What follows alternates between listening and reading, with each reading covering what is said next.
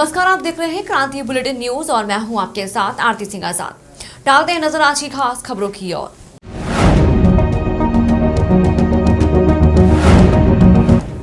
भगवान शिव अपने भक्तों की पूजा से बहुत जल्दी प्रसन्न हो जाते हैं, लेकिन आप अपने कुछ विशेष मनोकामनाओं की पूर्ति करना चाहते हैं तो शिव का रुद्राभिषेक करना सबसे शुभ उपाय हो सकता है। महादेव को प्रसन्न करने का रामबाण उपाय है रुद्राभिषेक। शिव भक्त रुद्र प्रताप त्रिपाठी की बात माने तो सही समय पर रुद्राभिषेक करके आप शिव से मनचाहा वरदान पा सकते हैं, क्योंकि शिव के रुद्र रूप को बहुत प्रिय है अभिषेक। तो आइए जानते हैं रुद्राभिषेक क्यों है इतना प्रभावी और महत्वपूर्ण। रुद्राभिषेक यूं तो कभी भी किया जाए यह बड़ा ही शुभ फलदायी माना जाता है, लेकिन शिवरात्रि के आसपास में इसका महत्व कई गुना होता है। शिव पुराण की रुद्र संहिता में बताया गया है कि सावन के महीने में और शिवरात्रि माह में रुद्राभिषेक करना विशेष फलदायी है। रुद्राभिषेक में भगवान शिव का पवित्र स्नान कराकर पूजा अर्चना की जाती है। यह सनातन धर्म में सबसे प्रभावशाली पूजा मानी जाती है, जिसका फल तत्काल प्राप्त होता है। इससे भगवान शिव प्रसन्न होकर भक्तों के सभी कष्टों का अंत करते हैं और सुख शांति और समृद्धि प्रदान करते हैं। लेकिन इस वर्ष कोरोना संकट के कारण कई शिवालयों में रुद्राभिषेक की अनुमति नहीं है। ऐसे में आप घर पर भी पवित्र अभिषेक कर सकते हैं। यजुर्वेद में घर पर रुद्राभिषेक करने की विधि के बारे में बताया गया है, जो कि अत्यंत लाभप्रद है। हरिद्वार जैसे महातीर्थ में जहाँ हर 12 साल में महाकुंभ लगता है और 3 साल में अर्धकुंभ लगता है, वहाँ की ऐसी पावन धरती पर हम सबको यहाँ पे बुलाने का जो सौभाग्य प्रदान किया है श्री रुद्र प्रताप जी त्रिपाठी, जो कंपनी हमारी इंडियन कॉर्पोरेशन जो बॉम्बे में है उसके डायरेक्टर हैं, सीईओ, और मैं प्रदीप कुमार नवाल उसका सीईओ हूँ। ये इसकी रचना 1 साल पहले बन जाती है। हम लोग कहाँ ये हमारे को महायज्ञ करना है, उसकी रचना 1 साल पहले बन जाती है। और आपकी भूमिका लेके ये बता देता हूँ कि ये 25 साल से है, इस साल 26वां साल है जहाँ हम लोग ये रुद्र प्रताप जी त्रिपाठी, इनके प्रेरणा भगवान शिव की इतने नाम है जैसे रुद्र प्रताप है, रुद्र जी की पूरी कृपा है इनके ऊपर, और ये हमेशा ऐसा इसी प्रकार का आयोजन करते रहते हैं। 1 साल अपने गृह स्थल पे जन्म स्थान में और दूसरे साल किसी तीर्थ स्थान पे। तो ये हम सबका सौभाग्य है जिन्होंने यहाँ पूरे देश विदेश से, देशों से, अलग अलग जगह से, पूरे क्षेत्र से लोग मग आए हुए यहाँ पे बधार, उनके रिश्तेदार हैं, यार दोस्त लोग हैं, सभी जो भक्तजन है, विशेष रूप से मैं कहूँगा जिनको भगवान शिव की अनुकंपा प्राप्त हुई है वही यहाँ पधार सके हैं। बाकी इच्छा तो सभी की होती है, लेकिन जब तक ईश्वर की इच्छा नहीं होती तो ये पधार नहीं सकते। ये 26वें साल में इस बार भी बहुत सुंदर स्थल है। ये जगह हम लोग आए थे करीब 4 महीने पहले, जब यहाँ जगह का निर्णय किया गया था तो हम लोग हरिद्वार में काफी जगह देखे थे, लेकिन इसकी खूबसूरती और ये गंगा का किनारा, गंगा के तट पे बैठ करके जब हम लोग ने ये सोचा कि इतना भव्य स्थान है, इतना अच्छा प्रांगण है, तो निश्चित रूप से यहाँ पे भगवान की अनुकंपा, निश्चित रूप से जो भक्तजन पधारे सबके ऊपर अपार श्रद्धा होगी, अपार भक्ति मिलेगी उनको और अपार आशीर्वाद मिलेगा शिव शंकर भोलेनाथ का।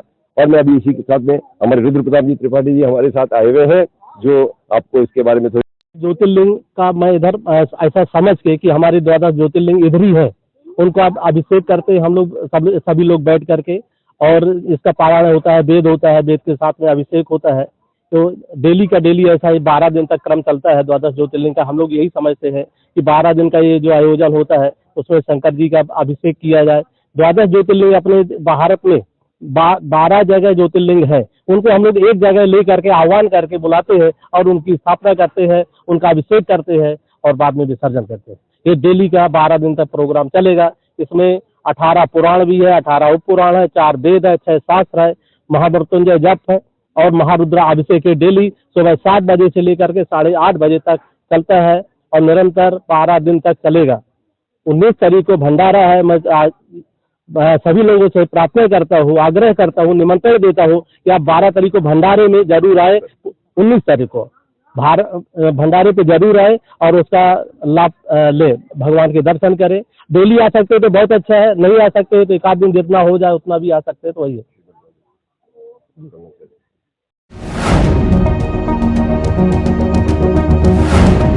युवा कांग्रेस द्वारा देहरादून में युवाओं पर हुए लाठीचार्ज की घटना के विरोध में विधानसभा अध्यक्ष मोकिन सैफी के नेतृत्व में मुख्यमंत्री का पुतला दहन कर जोरदार विरोध किया गया। इस मौके पर यूथ कांग्रेस प्रदेश उपाध्यक्ष हेमंत साहू व जिलाध्यक्ष हर्षित भट्ट ने कहा कि बीजेपी सरकार युवाओं पर अत्याचार कर रही है।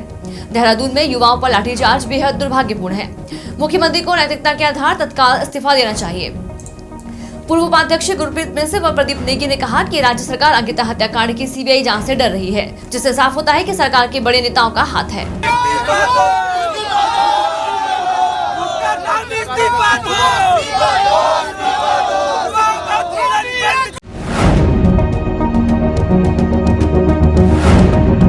राजधानी देहरादून में बेरोजगारों पर हुए लाठीचार्ज के विरोध में ऋषिकेश के बेरोजगार युवा भड़क गए हैं। हालांकि बेरोजगारों ने पैदल शांति मार्च निकाल गांधीगिरी दिखाते हुए अपना विरोध दर्ज कराया है। बेरोजगारों ने भर्ती परीक्षाओं की जांच सीबीआई से कराने की मांग की है। बता दें कि दर्जनों की संख्या में बेरोजगार आज नगर निगम के पास एकत्रित हुए। शांति भंग की आशंका को देखते हुए पुलिस लाठी डंडे लेकर मौके पर पहुंची। इस दौरान बेरोजगारों ने पुलिसकर्मियों को गुलाब देकर शांति मार्च निकालने की बात कही, जिसके बाद बेरोजगारों ने शहर की सड़कों पर गुलाब हाथ में लेकर शांति मार्च निकाला। इस दौरान सुरक्षा की दृष्टि से पुलिस शांति मार्च के साथ में चलती हुई दिखाई दी।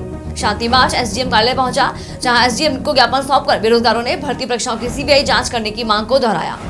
बेरोजगारों का कहना है कि सरकार यदि पाक साफ है तो वह भर्ती परीक्षाओं की सीबीआई जांच कराकर युवाओं का गुस्सा ठंडा करने का काम करे।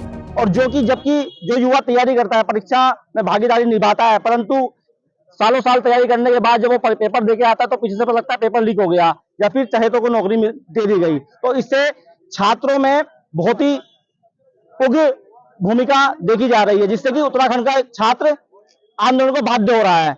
अगर सरकार सीबीआई जांच करा दे तो ना तो युवा भड़केगा और ना यहाँ पे कोई अनहोनी होने की आशंका रही। जो पुलिस ने बर्बरता पूर्वक बेरोजगारों के ऊपर लाठीचार्ज किया, उसके विरोध में पूरे प्रदेश में बहुत तरह तरह के आंदोलन हो रहे हैं, लेकिन ऋषिकेश के ये जो छात्र हैं, इंस्टीट्यूट हैं, और आज ये कोई दल विशेष प्रदर्शन नहीं है, ये ऋषिकेश के असली उन बेरोजगारों का प्रदर्शन है। और प्रदर्शन नहीं कहूंगा, ये शांति मार्च है।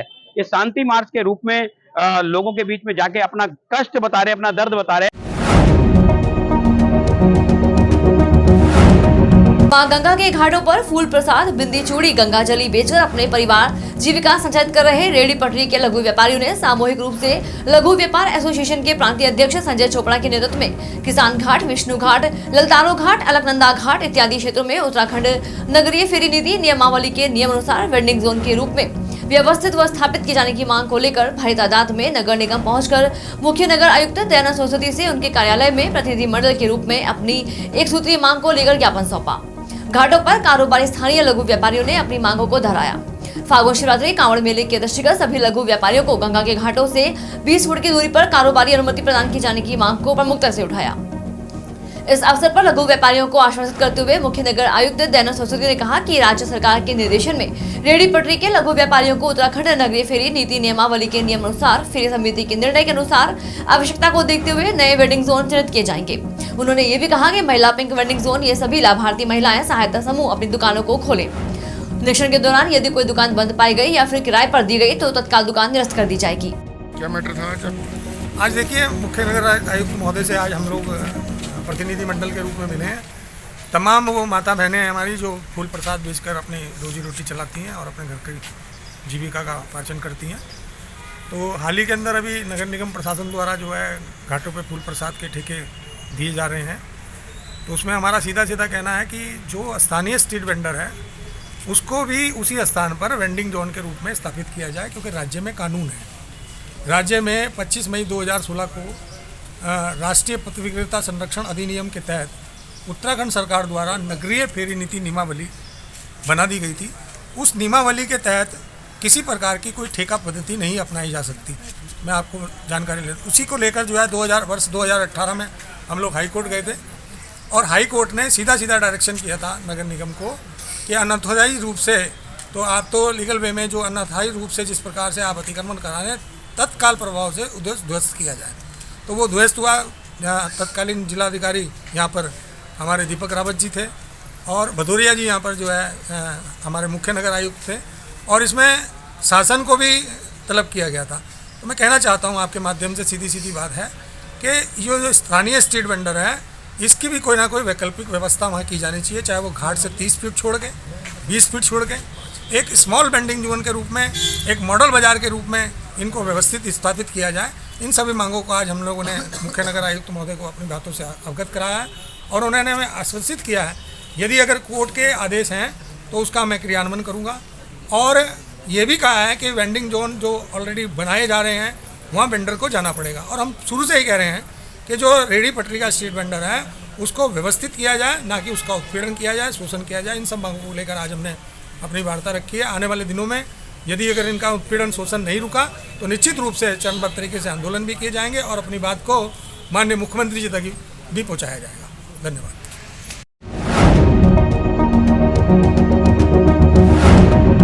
यूकेएसएससी समेत तमाम भर्ती घोटाले की सीबीआई जांच की मांग को लेकर प्रदेश के हजारों बेरोजगार युवाओं पर राज्य सरकार की शहर पर पुलिस द्वारा बर्बरतापूर्वक लाठीचार्ज के विरोध में आम आदमी पार्टी ने चंद्राचार्य चौक पर प्रदर्शन कर सरकार पर युवाओं के भविष्य के साथ खिलवाड़ करने और उन्हें रोजगार के नाम पर लाठी मारने का आरोप लगाते हुए प्रदर्शन कर पुतला फूंका। इस अवसर पर पार्टी प्रदेश कार्यकारी अध्यक्ष महिला मोर्चा हेमा भंडारी ने कहा कि आज भाजपा राज्य में हर वर्ग अपने को उपेक्षित और शोषित महसूस कर रहा है। देश का भविष्य युवा आज बेरोजगार है। सरकार में भ्रष्टाचार चरम पर है। यूकेएसएससी पेपर लीक घोटाला हो या विधानसभा भर्ती घोटाला, लेखपाल घोटाला हो या ऐसी तमाम भर्तियां राज्य सरकार की लापरवाही के चलते भ्रष्टाचार की भेंट चढ़ गई हैं। प्रदेश के हजारों बेरोजगार युवा देहरादून में भर्ती घोटाले की सीबीआई जांच सहित तमाम मांगों को लेकर शांतिपूर्वक प्रदर्शन कर रहे थे, परंतु राज्य सरकार की शहर पर पुलिस द्वारा उन पर बर्बरता लाठीचार्ज किया गया, जिसमें कई छात्र छात्राओं को गंभीर चोटें आई हैं। भाजपा की सरकार लोकतंत्र और संविधान का खुला उल्लंघन कर मनमानी पर उतर आई है। फिलहाल इतना ही। खबरें अभी और भी हैं, बने रहे हमारे साथ और देखते रहे क्रांति बुलेटिन न्यूज। नमस्कार।